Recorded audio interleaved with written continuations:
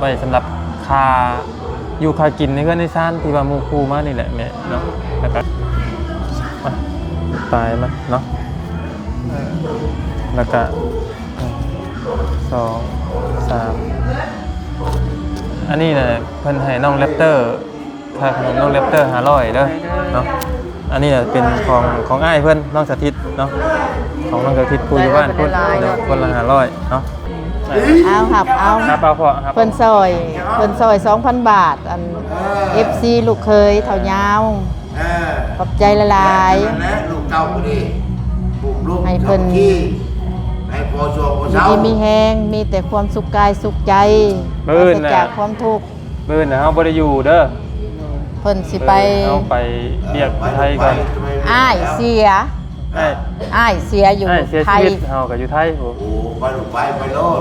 ตัวนี้มันกระปะบ่ได้ได้อ้ายน้องไปบ่อยู่พี่แหละไปแต่เฮาขอบคุณขอบใจเรียนโกแล้วฮักทับเนาะเช่นเป็นเรียนโกบ่นี่เด็กเนาะแต่พอพูดจะมาว่านั่นกับปูนปีนมันแบบใหญ่ดิกำแพงไงเนาะเพราะว่าก็ได้ยินว่าลงมาเนาะหันบ่อื่น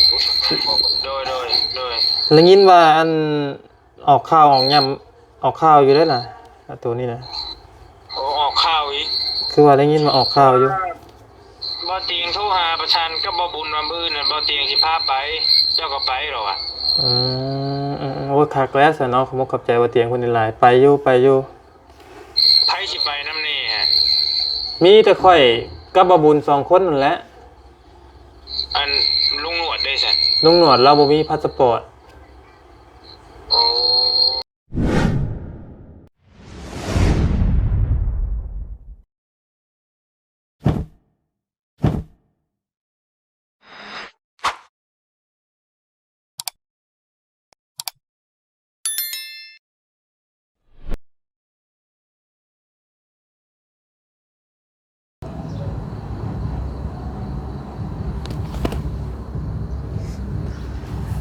กราบสบายดีและสวัสดีเด้อพ่อแม่พี่น้องเนาะเปิดกุศลสุคนพี่น้องเนาะยินดีต้อนรับเข้าสู่ช่องของบ่ยาวคือเก่าเด้อพี่น้องเนาะพบปะพ่อกะกำลังนี่แหละพี่น้องเนาะเตรียมมุกเตรียมใจเตรียมร่างกายมื้ออื่นเนาะแม่นออกเดินทาง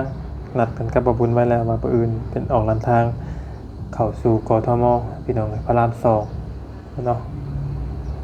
ก็คือเขาไปรับศพของโมเมนต์ไปรับเนาะไป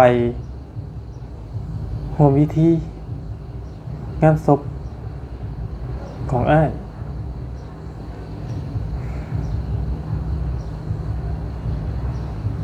ไปพร้อมน้ำเพิ่นเนาะพี่น้องแต่กับบ่ฮู้เราว่าไปพุ่นน่ะเฮาสิสามารถถ่ายคลิปให้พี่น้องเบิ่งได้หรือบ่พี่น้องเนาะถ้าบ่สามารถถ่ายคลิปให้พี่น้องเบิ่งก็ทั้งบ่ยาวและบ่บุญเนาะก็สิถ่ายทำนำทางนำหยังให้เบิ่งนั่นแหละพี่น้องแล้วไปฮอดพี่ฮอดน้องแหละเนาะถ้าในงานศพถ้าว่าบ่สามารถถ่ายทำได้ก็คือบ่ได้แหละพี่น้องซึ่งทางบ่ยาวเองก็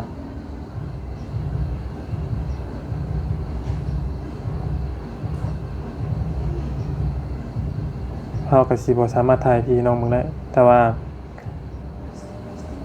ช่างใจจ้างเพิ่นหยังเพิ่นถ่ายคลิปเป็นหยังได้ก็คือสิดีเนาะพี่น้องเนาะก็พังเบิ่งเนาะพี่น้องก็เฮาบ่สามารถว่าเป้าได้เนาะพี่น้องเบิ่งนำกันว่าสิถ่ายคลิปให้พี่น้องเบิ่งได้หรือบ่พี่น้อง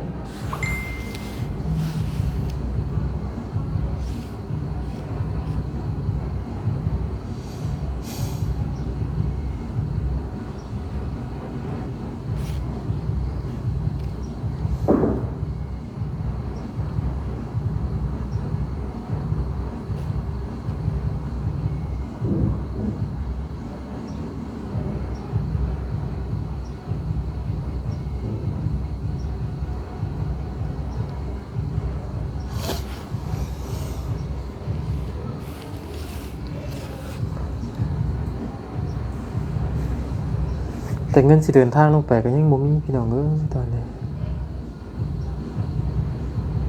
ก็แน่นอนแหละพี่น้อง ไม่ได้ยืมเงินซะน้อยก็คักแล้วบ่ยาวจำเป็นเลยเนาะน้อยทั้งน้อยได้ยืมเงินซะน้อยแท้ๆวันนี้ปืนนี่พี่น้องเอ้ย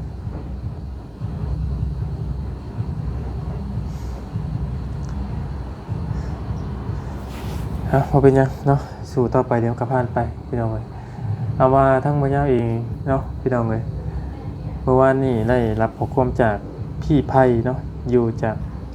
เยอรมันพี่น้องเลยเพิ่นส่งเงินมาให้บ่ยาว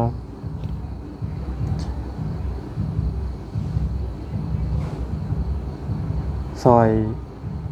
ทางพอตาเนาะ 2,000 บาทพี่น้องเลยไปให้น้องดับเตอร์500 บาทให้น้องตาทิศ500 บาทพี่น้องเลยนี่คือจุดประสงค์ของเอ่ยเพิ่นเนาะว่ายาวกะสิเอาเงินจุดประสงค์ของผู้ใหญ่เพิ่นไปมอบให้ทางทอเมเนาะพอได้ค่ากับข้าวกับน้ำค่าอยู่ค่ากินแต่ละมื้อนี่แหละพี่น้องเพราะว่าตกแรงมากเดี๋ยวสิมีญาติพี่น้องมาเต็มเพื่อนอยู่เด้อพี่น้องอันนี้ก็ได้เนาะทางนี้จ้ะ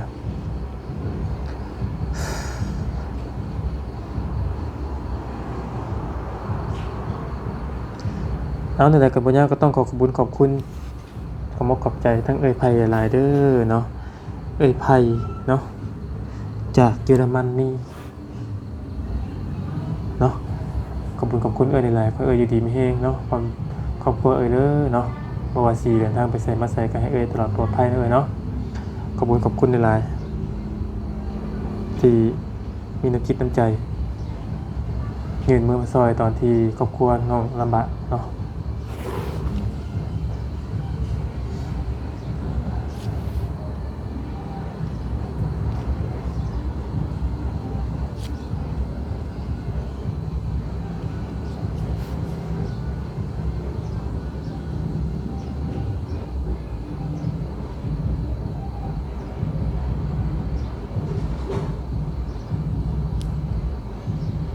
ถ้าคิดว่าอย่างไรพี่น้องมันโมโหว่าสิว่าอย่างไรตอนนี้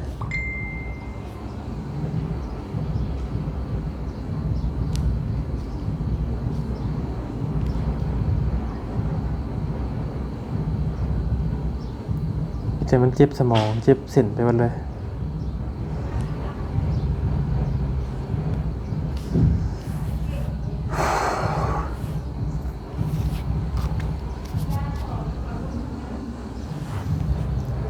ป้าใส่พี่น้องเลยเดียวออกไปหาเราข้างนอกก่อนพี่น้องเลยเนาะหาทางปะเทาเนี่ยเป็นอะไรเนี่ยพี่น้องเลยบืนพอๆกันอยู่เกาะทมด้วยพี่น้องเด้อเนาะ ร้านเพื่อนนี่ข้างหลังเนี่ยเราตอนนี้จะแนะนำเด็กลายเป็นอะไรแล้วภาพเป็นเท่าไหร่กระทืบยังไม่ได้เล่าที่ร้านของท่านการมาอ้าวลูกออกมาลูกไปหาอย่างพูเนี่ยคือเราไปปลูกอยู่บ้านท่าแต่ที่บ่หายเนี่ยนะอะไรโมคูพี่น้องเลยเนาะบายดีเดอร์กำลังมายามทางทพเพิ่นเนาะม่วนได้มาเฮือนก่อนมีเสียงเพลงเฮ้ยแบบโบโซกโบสาวเดี๋ยวเฮ้ยมันมียังโศกมีเสาเลยเนาะกินข้าวเลยตั้งไงกินยังกระเปียกเป็นไรคือว่ารถปีนทางไหนกันมีแต่เรื่องแท้มีเรื่องแล้วไปก็มีแต่เรื่องมีนางลีดมันชี้คือเนี่ยว่าปล่อยพันว่าในเท่าในเดือนท้าแต่เราคือเจ้าบริมีใครพันดิมืออื่นก่อนคนเจ็บมีคนเจ็บอยู่บ่เอาไว้ไม่เงินนี่ไม่ใช่ขอมเลยบ่นะขอมไม่ใช่ไปเลี้ยงไปบอกกันขอมมุนแล้วเลยพี่ทางนั้นตะเกงตะเกงเจอคอยอันว่ารถปีนอยู่อันว่าอันแนมเห็นนวลเป็นตะแคงลงตาม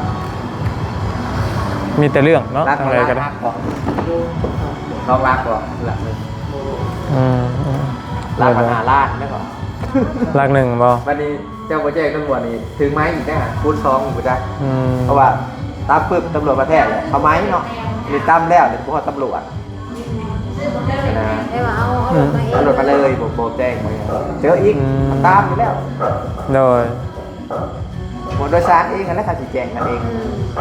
มันก็มีสาย อืมจ้าพี่น้องกันเนาะก็คือหมู่ครูมาเยี่ยมมายามเนาะทางนี้ก็เป็นแม่เลขขายเลขน้ำอยู่พี่น้องกันส่วนทางนี้ก็นวดทั้งทพอพี่น้องกันเนาะ พอจะซื้อเลขเลย ยาแล้วเนาะใครเน่ละบ่เดี๋ยวจังไหนชิ้นยังไปเนาะ เท่าเจ้าให้ เนาะ ประเด็น ทางไหนกับพ่อทางใด เขาเขียนว่าเสื้อที่เราบอกยังไงว่าตรงมันว่าตรงก็ได้ แล้วจืดคนอยู่อ่ะ มาทำอยู่ในไพ่ซะ แล้วหาการยาโพมเคยหนุ่มมากที่เราอ่านอยู่นะเป็นยาโพม มาทำไปใส่แพ้มาทำเหนื่อยเหรอ อ้าวมันออกมา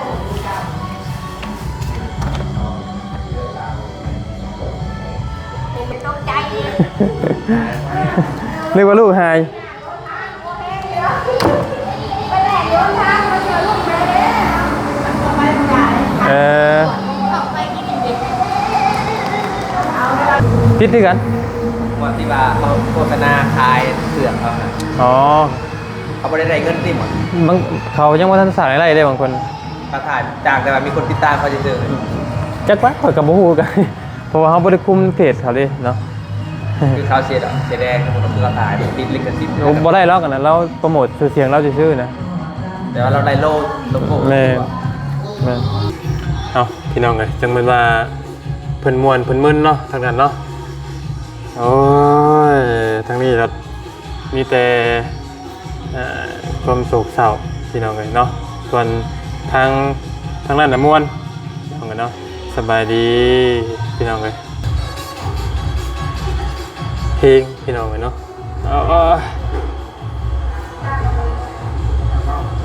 ถ่ายเบาอีกแล้วเพิ่นเยอะอีกแล้วบ่นี่สบายดีพ่อยังจัดอยู่เนาะโอ้โหอยู่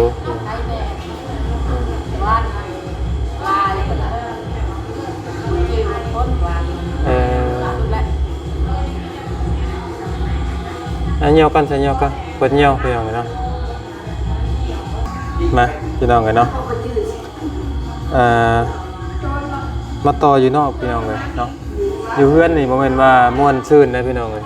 คือตรงข้ามมันเป็นห้านอาหารเนาะเป็นอาหารกับข้าวกับน้ำแบบว่า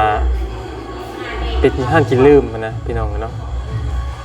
เพราะว่าเขาถ่ายลนลายกับบ่ได้มันติดลิขสิทธิ์เพลงพี่น้องเลยเนาะแซะอัน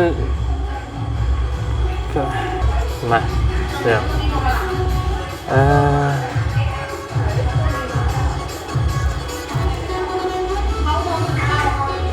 ทางนี้ก็พอทางนี้พี่น้องเลยเนาะผ่อนเลย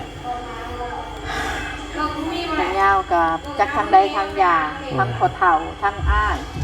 แพทแพทเลยมาเบิ่งกล้องง่ายเลยเขาเดียว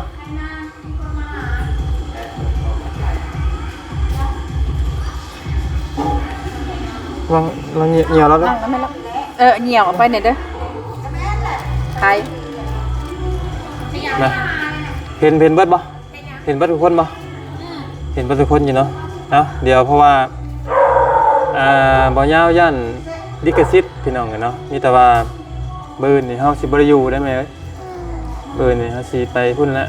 เพราะว่าทางอันอ้ายเพิ่นเสียชีวิต เสียอยู่ไทย เสียอยู่ไทยอยู่พระราม2น่าจะคือว่าเห็นมาออกข่าวนำได้พี่น้องเห็นมาออกข่าวน้ำออกกันข่าวโทรทัศน์ว่ากำแพงคล้ายๆว่าเพิ่นไปเจาะกำแพงนี่แหละพี่น้องเลยแล้วก็มันเกิดจากหยังค่อยๆกับพวกเนาะเพราะว่าเขาก็ยังไม่ได้ถามรายละเอียดอยู่เพราะว่าเพิ่นนั่งคุยกันอยู่ตอนแต่ว่าปืนนี่เขาสิบริยุเนาะ จัก ทางใดทางยาครับยาก็ได้จักอ้ายจักพอเฒ่า กี่บาทที่อยู่อุ่นทั้งนี้ก่อนพี่น้องเอ้ย ถ่ายคลิปมันก็ได้ แต่กี่บาทที่อยู่อุ่นเพื่อนทั้งนี้ก่อนพอได้เพราะว่าอยู่เพื่อนกับบ่มีผู้ชายนะพี่น้องบ่มีผู้ชายเล่น ผู้ชาย ก็เลยแต่ว่าพี่น้องก็มาจุ่มมาโฮมกันหลายแล้วเนาะ เนี่ยได้จำเป็นแล้วไปแล้วทางนี้ก็ ก็เลยสิ ได้จำเป็น ไป ไป กับ ทางนั้นอีก แล้วเวียกแล้วงานพุ่นละ อืม เว้ากันไว้นะว่าเผาอยู่พุ่นพี่น้องเนาะเพราะว่าถ้าเฮาเอามาแล้วเฮาก็ ทำรายละเอียดว่าเพิ่นเป็นหยัง ยังหาทางคำตอบอยู่เนาะ เอารถอ้ายไปบ่ รถอ้ายยังโมหูคือกัน เพราะว่ารถอ้ายนี่มันเอกสารมันบ่ตรงกับบัตรสปอร์ตนี่ยังกับรถนี่แหละยังเปลี่ยนอยู่มีแต่สินั่งโดยสารนั่นแหละไปกับพังเบิ่งนี่บางเทื่อมีแนวการเปลี่ยนแปลงเบัดทุกอย่างนั่นแหละเนาะเพราะว่าบ่เป็นหยังเอาเรื่องหรอกพวกนี้แล้วว่ารถก็มีแต่วันอาทิตย์พุ่นละพี่น้องเอ้ยเนาะทางลูกชายหล่าสิมาเนาะ แม่สันไส้ที่สอง เอา ลู ลู ก ก ชายสิมาแต่เบียง ทางลูกชายกกลูกชายหล่าก็อยู่ในหันเนาะพี่น้องเอ้ย ลูกชายเดียว ก็บ่คิดเนาะว่าอ้ายเพิ่นสิไปไวปานนี้นะพี่น้องเอ้ย ก็ได้ทำผู้นั้นมาแล้วก็สิใครอยู่พี่น้องเอ้ยเพราะว่าเพิ่นขับรถขับล่างเป็นแน่เนาะมันทางมายาวแบบพออยู่อุ่นเพื่อนนั่นแหละพี่น้อง ทางใดก็อาศัยลูกชายบ่มากอาศัยบ่ยาวแหละเป็นผู้พาไปพามา ก็ว่าสิอยู่อุ่นเพื่อนก่อนนั่นแหละพี่น้องเอ้ยเนาะสักมื้อ มันเสียก็จำเป็นแหละเฮ็ดได้มันปะกันบ่ได้เด้ เนาะ บ่ให้ป้าดอกถึงทางนี้สิไปเองกับทางนั้นก็ต้องได้ไปอยู่แล้วอ้ายน้องเฮาบ่ถิ่มกันเด้ เนาะ ปะกันนั่นแหละ บ่ให้ป้าได้ถึงทางนี้ก็เป็นเฮาก็เบิกเฮาก็พอมีคนเบิ่งอยู่หั่นนะ ไปแหละ แต่ว่าต้อง กันตาย บ่ให้ป้าไม่ได้ก็ให้ไปแล้วพี่น้องเนาะทางนั้นก็บ่ให้ป้าแล้วพี่น้องเพราะว่าทางนี้เฮาก็เบิ่งกันได้อยู่ แต่ทางนั้นก็ถิ่มบ่ได้เพราะว่าอ้ายขี้ง่ายแท้ๆเนาะ มีแต่ว่าเนาะพี่น้องเอ้ยพวกนี้ผู้ดีมีทั้งผู้ดีทั้งเอ้ยไผแล้วแม่ ไป แม่นพี่ไผเพิ่นอยู่เยอรมันเนาะ เพิ่นผ่าเงินมาให้ทั้งหมดยาว 2,000 ไว้สำหรับค่าอยู่ค่ากินในเฮือนในซ่านที่ว่าหมู่ครูมานี่แหละแม่เนาะแล้วก็ค่าเหือดค่ายาถ้าพ่อนำนั่นแหละเนาะ ผมขอบใจละลาย ก็งั้นแป๊บนึงแม่เดี๋ยวเฮาสิบอกก่อนตายมันเนาะแล้วก็1 2 3อันนี้น่ะเพิ่นให้น้องแรปเตอร์ค่าขนมน้องแรปเตอร์500เด้อเนาะอันนี้น่ะเป็นของอ้ายเพิ่นน้องสถิตเนาะของน้องสถิตผู้อยู่บ้านเพิ่นเนาะคนละ500เนาะ กินบ่ ให้ เป็น ทั้ง ใจ กับพ่อน่ะ 2,000 2,000เด้อเนาะพี่น้องเพิ่นมาเยี่ยมเนาะนี่แต่ว่าเป็นทั้งเอ้ยเอ้ยไผ่ที่ไผ่เนาะเอ้ยไผ่หรือว่ารุ่น แม่ห้อง แม่เอื้นก็สิเป็นลูกกันแหละ ขอบมกขอบใจละลายเด้อลูกกนา ลูกไผ่ นั่งไผ่ โดย ขอบมกขอบใจละลายที่ซอยขายาพอขอให้เจ้ามีสุขภาพแข็งแรงเฮ็ดหยังทำหยังธุรกิจหยังก็ขอให้เดินแม่นเล่นสะดวกให้เจ้ามีความสุขสุขกายสุขใจปราศจากความทุกข์เด้อลูกไผ่เอ้ยให้มันให้เงินทางนี้ก็ให้ดีให้เศร้าได้ซื้อยามาใส่ก็ดีขอบมกขอบใจละลาย โดย สาธุเอาครับเอา ครับเอาพ่อครับ เพิ่นซอย 2,000 บาทอัน FC ลูกเคยเท่ายาวขอบใจละลาย ลูกเก่าก็ดีปลูกลูก ให้เพิ่น ที่ให้พอโชว์พอเช้า มีแฮงมีแต่ความสุขกายสุขใจปราศจากความทุกข์ มื้อน่ะเฮาบ่ได้อยู่เด้อ เพิ่นสิไป เฮาไปเรียกไทยก่อน อ้ายเสีย อ้ายเสียอยู่ เสีย ไท ชี ย วิตเฮาก็อยู่ไทยโห โอ้ไปลูกไปโลด ตัวนี้มันกระปะบ่ได้ได้อ้ายน้อง ไปบ่ บ่อยู่พี่แหละไปแต่เฮา ๆขอบมกขอบใจละลาย น้อย สาธุ เช้าช้า เช้าไวๆเด้อมาบัดนี้น่ะเล่นเด้อ ได้ไปแล้ว ก็มีลูกกูบุญ ไทยแล้ว ลูกได้บัดนี้ก็อย่าดื้อได้ดื้อแล้ว ลาบแล้วลาบแล้ว เนาะ นี่มีอะไรตีได้ป่ะนี่ลูกได้ป่ะ โอ นี่ เค ใจละลาย โด เลย ใจละลาย พอไหมคือก่อนโอเคสาพี่น้องเลยเดี๋ยววันนี้จะพาไปจบคลิปอยู่ในห้องคุณแหละเพราะว่าเสียงมันบุญวายแล้วนึงเนาะเพราะว่าเพิ่นมาเยี่ยมพ่อแหละพี่น้องเนาะ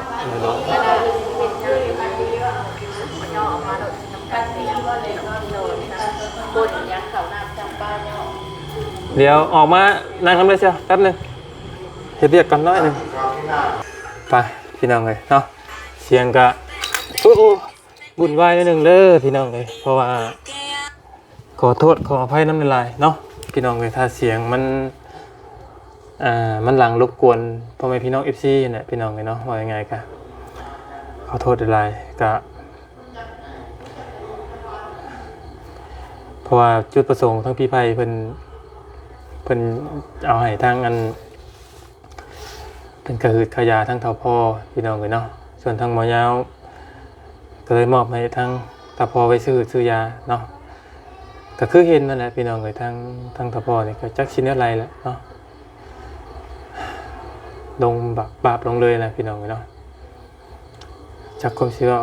ชีวาเลยพี่น้องในตอนนี้มันตันไปเบิดเลยพี่น้องสมองตอนนี้สมองปัญญาตอนนี้เนาะ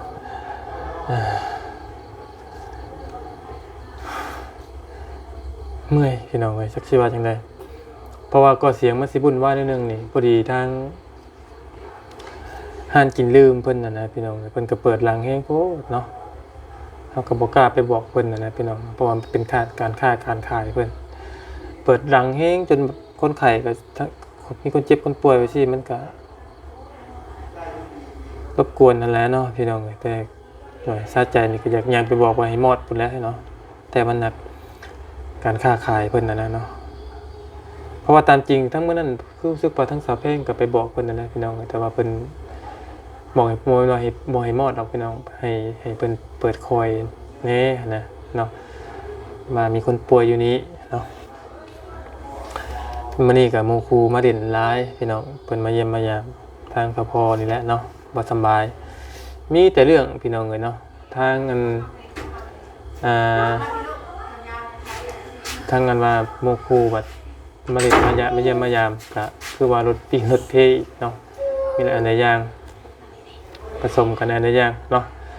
กะมื้ออื่นทางบ่ยาวกับบ่าวบุญเนาะพี่น้องเลยบ่าวบุญ2คนที่มีการเดินทางมื้อเนาะสิเดินทางจังโมงนี่บ่นี่ก็ถ้าเบิ่งนำกันเด้อพี่น้องเด้อเนาะพี่น้องหลายผู้หลายคนว่าอยู่ไสเนาะพี่น้องเอ้ยเราอยู่พระราม2เด้อพี่น้องเด้ออยู่พระราม2หมู่บ้านซิซาเด้อพี่น้องซิซาพระราม2พี่น้องเอ้ยเนาะก็ซึ่งหมู่บ้านนั้นน่ะทางหมอยาวเองก็เคยทำงานเฮ็ดเวียกอยู่หั่นมาก่อนพี่น้องเอ้ยเนาะหมอยาวก็เฮ็ดเวียกหั่นมาก่อนทำงานอยู่หั่นมาก่อนพอฮู้อยู่เนาะกะหลายผู้หลายคนว่าอ้าวคือบ่ส่วนอันทั้งบ่เตียงไปน้ำว่าซั่นอันนี้ก็แต่ความสมัครใจของหมู่บางเทื่อย่านหมู่อันมีเวียกมีงานติดธุระตะปังของหมู่นะเฮาก็บ่ฮู้เนาะพี่น้องเอ้ยอันนี้ก็แล้วแต่หมู่สิบ่อยากรบกวนหมู่ว่าซั่นซะพี่น้องเอ้ยเนาะคำหมู่เฮาบ่ขอเอ่ยถึงกันละกันเนาะพี่น้องเอ้ยเพราะว่ายันเป็นการรบกวนหมู่เทื่อหมู่มีงานอันนี้มันเป็นเรื่องในครอบครัวของเฮานะพี่น้องนะเฮาก็ต้องแลเองเนาะก็เห็นหลายผู้หลายคนว่าออกข่าวนำผู้ใดพี่น้องคือว่าออกข่าวอันเรื่องอันที่ว่ากำแพงทับนี่พี่น้องเนาะแต่บ่ฮู้ว่ากำแพงลักษณะอะไรบ่ฮู้พี่น้องเนาะบ่ฮู้ว่าเป็นกำแพงใหญ่แบบไหนเป็นกำแพงเล็กบ่หรือว่าเป็นแค่กำแพงปูนบ่หรือว่าแบบไรเฮาก็ยังบ่ฮู้รายละเอียดทางบ่ยาวเองก็ยังบ่ฮู้ชัดเจนนะพี่น้องเพราะว่าพี่นางหรือว่าเอ้ยไผอยู่ไทยอยู่กรุงเทพนะเราก็ยังให้รายละเอียดบ่ได้ปานใดเพราะว่าเราก็ยังสับสนยังวุ่นวายอยู่กับตอนนี้อยู่นะพี่น้องเนาะหลายผู้หลายคนว่าคือลองไปถามมึงเด้อว่าเกิดจากสาเหตุหยังเนาะและทางเฒ่าแก่เพิ่นมีความรับผิดชอบแบบไรเนาะส่วนความรับผิดชอบนี่ทั้งบ่ยาวพอฮู้เข้ามาก็คือว่าถ้ามา มาเอาศพมาบ้านน่ะเพิ่นอาจจะซอยแต่อาจจะบ่ซอยเต็มที่นะพี่น้องเอ้ยเนาะอาจสิบ่ซอยเต็มที่เนาะแต่ถ้าว่าเอาอันถ้าว่าเฮ็ดจัดงานศพอยู่พุ่นเลยเนี่ยเพิ่นจะซอยเปิดทุกจริงทุกอย่างเลยประมาณนี้พี่น้องเนาะและก็มีคอมเมนต์บางคอมเมนต์บางอันอยู่พี่น้องว่าพี่น้อง2คนเป็นยูทูบเบอร์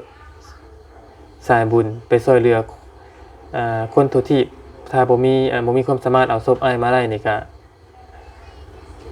อายแท้ว่าซั่นเนาะอันว่าสิว่าจังได๋พี่น้องเนาะก็คือบ่ยาวเว้ามาตลอดว่าอันโทษแล้วพี่น้องเด้อพอดีบอดี้โทรมาเนาะโลยสบายดี บ่ โดยอยู่เฮือนนี่แหละ โดยอันอัดคลิปอยู่เด้อนั่งอยู่กับบ่เตียงกับสร้าง อยู่กับไผนะ กับบ่เตียงกับสร้างนี่แหละอยู่กับน้องบุญทวีนี่ โอ้โดย เป็นได้น่ะเป็นได้อันอ้ายเจ้าเป็นจังได๋ อ๋อเสียชีวิตแล้วอยู่ไทยพุ่นแหละไอ้ผู้ที่มาเฮ็ดบุญน้ำตาพ่อนั่นแหละทับ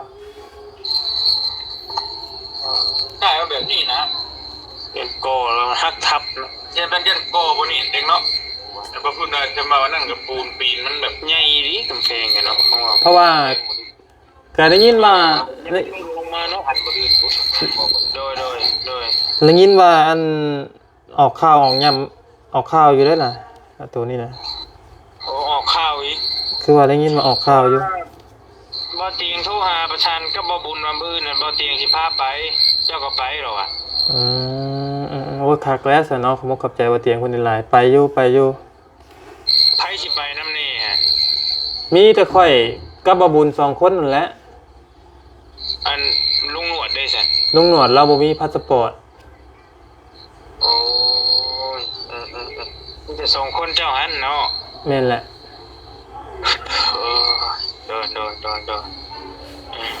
โดรถคือนี่ว่ารถบ่บุญก็จะมีปัญหาว่าซั่นมัดสปอร์ตมันไปบ่ได้มัดสปอร์ตรถคือว่าจังซั่นพาสปอร์ตมันบ่ตรงกันบ่ดิบ่ตรงกับรถนี่แหละข้อยก็บ่ฮู้คือกันย่างพาไปดอกโดยดีๆแล้วจะนั่นได้คลิปไลน์ได้เห็นมันเป็นมาแหละโดยขอบใจละลายเนาะเพราะว่ารถใจแล้วอยากไปขึ้นนี่เลยนี่บ่เตียงอ่ะยังน่ากลัวทุกเจ้าอีกเพราะว่าเราเขามันขับรถกลางคืนมันสะดวกนะมันเย็นมัน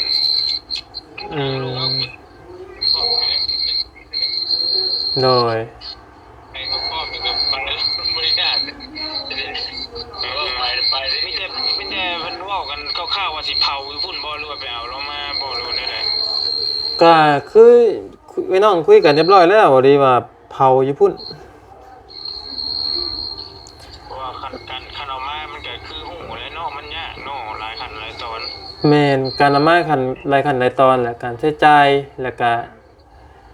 เอามาก็เราเป็นคนตกหล่นนะบ่ดีโอเคเราเป็นคนตกหล่นแหละเอามาประกันภัยก็บ่ได้เด้บ่ได้มีหยังนะเพราะว่าตะกี้เราสิย้ายเมื่ออยู่บ้านเมียแล้วแต่เราออกแล้วเราบ่ไปเข้าจักเทื่อนะจ้าโอเคเป็นคนตกหล่นแม่นก็เลยคุยกันกับไอ้น้องแล้วมันก็บ่เฮาก็บ่มีเงินปานใดนะก็เลยเห็นดีว่าอยู่พุ่นละคำว่าเผาอยู่พุ่นน่ะได้ยินว่านายจ้างเพิ่นน่ะสิรับผิดชอบเบิดทุกอย่างว่ะโดยตามที่ได้ยินจริงๆถ้าว่าเพิ่นสิจัดการไว้ทุกอย่างเลยถ้าว่าจะถ้าว่าเผาอยู่พุ่นน่ะเพิ่นว่าเพิ่นสิบ่ให้เสียหยังเลยว่าซั่นคนเอามาก็มีนั่นแหละคือว่าต้องเรียนเอกสารนี่โอ้บ่ง่ายนะแม่นมีแต่เอาแต่ลูกมาคือกรณีมาบุญสารวัตรแหละโดยเอาสู้ๆเด้อ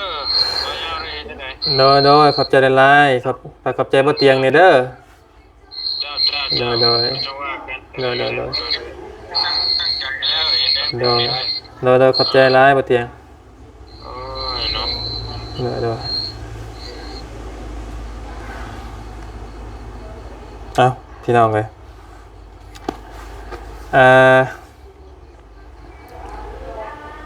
พอดีบอดี้โทรมาเนาะเดี๋ยวบ่ยาวขออนุญาตเว้าก่อนหันเมื่อกี้นี้ก่อนพี่น้องเลยเนาะที่มีเพิ่นมีคอมเมนต์บางคอมเมนต์แล้วว่าโอ้ยว่าซั่นเป็นสายบุญยูทูบเบอร์สองพี่น้องเอาศพอายมาบ่ได้นี่ก็อายเขาแล้วว่าซั่นเนาะ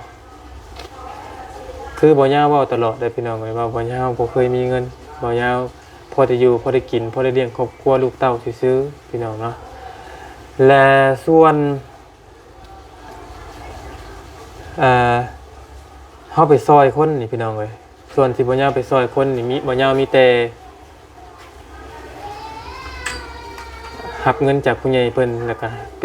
ป็นสะพานบุญให้ผู้ใหญ่แล้วก็บ่ยาวได้เงินมาจากไสก็ได้เงินจากโฆษณาพ่อแม่พี่น้องเบิ่งนั่นแหละพี่น้องเอ้ยเนาะแล้วก็กับผู้ใหญ่ใจดีเพิ่นบางท่านเพิ่นก็ให้ค่าน้ำมันบางท่านเพิ่นก็บ่ได้ให้เนาะพี่น้องเอ้ยเพราะว่าเฮาบ่มีแล้วเฮาบ่สามารถเอาศพอ้ายมาได้ก็เฮ็ดได้ไดพี่น้องไผสิบ่อยากให้เอาศพอ้ายเจ้าของมาบ้านมาเมืองเนาะอันนี้แต่มันด้วยเหตุจำเป็นมันบ่มีเฮาก็ต้องเฮ็ดแบบนั้นพี่น้องเอ้ยเนาะก็คือว่าขอโทษนำพี่น้องเนาะตายอยู่ไทยนี่อ้ายบ่ยาวแล้วก็แม่แท้ๆบ่ยาวเองก็เสียชีวิตอยู่ไทยคือกันกรณีเดียวกันเลยพี่น้องไปเฮ็ดเวียกเฮ็ดงานเดียวกันเลยเนาะ